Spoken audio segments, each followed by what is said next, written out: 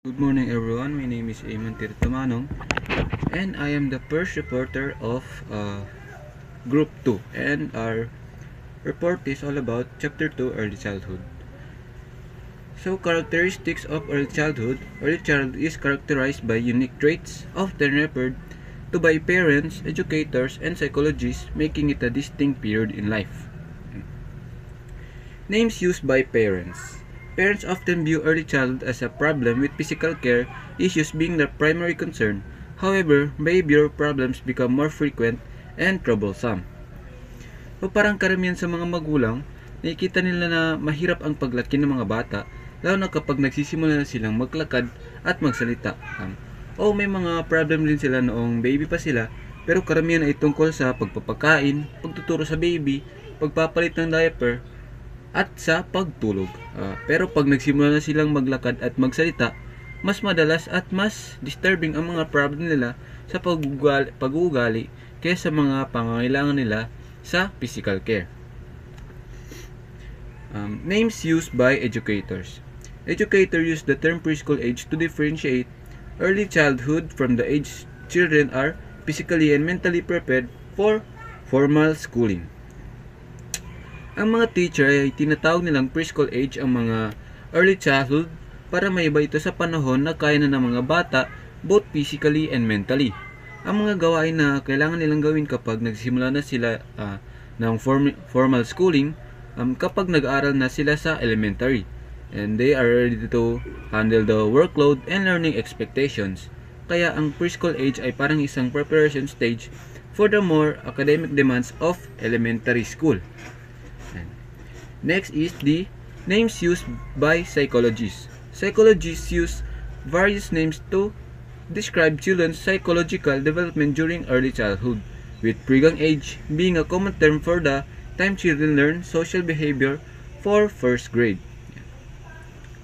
Kapag pumasok na sila sa first grade, mas complicated na ang mga social interactions. Dito na sila nakakaharap ng mas maraming tao, nakakaharap na rin sila ng nakakakilala na sila ng bagong friends.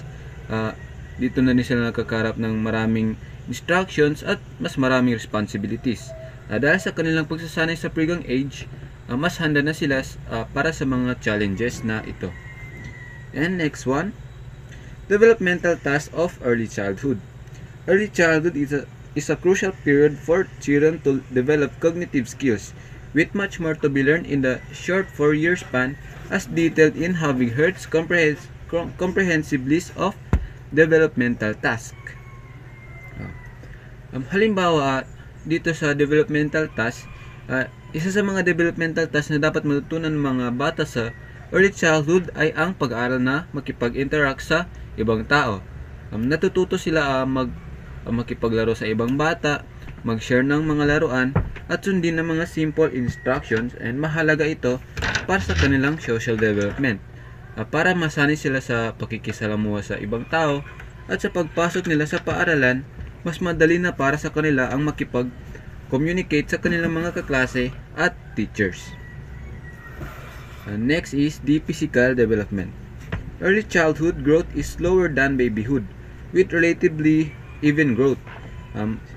Seasonal variation exists, with July to mid-December being the most favorable time for weight increases and April to mid-August for height increases. Kahit na mabilis ang paglaki ng mga bata noong baby pa sila, mas mabagal ng paglaki nila sa early childhood. Pero hindi naman ibig sabihin na hindi na sila lumalaki. Actually, patuloy pa rin sila lumalaki at nagbabago, pero mas mabagal lang ang process. And the next one, physiological habits. Early childhood is marked by established physiological habits, allowing children to eat meals at regular times. However, their appetites are less ravenous due to slowed growth rates and the development of market food preferences, despite the need for specially prepared foods. Noong baby pa ang mga bata, kailangan nilang pakainin ng espesyal na foods kasi ang mga baby sobrang selan pa nila sa sa mga pagkain. Pero dito sa early childhood, nasasanay na sila sa pagkain ng mga regular na pagkain at natututo na silang kumain sa tamang oras. At dahil nasasanay na rin sila sa mga regular foods, mayroon na silang mga paboritong pagkain at may mga ayaw na rin silang kinakain na pagkain. Physical development in early childhood, ang kanilang height, weight, body proportions, body build, bones and muscles, and fat and teeth. Yan. Skill of early childhood. Early childhood is the optimal age for learning skills due to their enjoyment of repetition, fear of self-harm or ridicule, and their pliable bodies which allow them to learn easily and quickly due to their limited skills. Mas madali para sa mga bata na matuto ng mga bagong kasanayan sa early childhood dahil mas na-enjoy nila ang pag-uulit ng mga bagay-bagay. Halimbawa, kung gusto nilang matutong magbike, patuloy silang magpa-practice na kahit masemplang sila, ayos lang at ipapatuloy pa rin. Ika nga nila, try and try until you succeed. And hanggang sa matututo na sila magpatakbo ng bike ng maayos. Typical skills of early childhood. Early childhood skills development is influenced by rational readiness, learning opportunities, and guidance provided to young children, allowing them to master these skills efficiently. And ito ang kanilang typical skills, yung hand skills. Natututo na silang kumain in their own hands na hindi na kailangang subuan pa.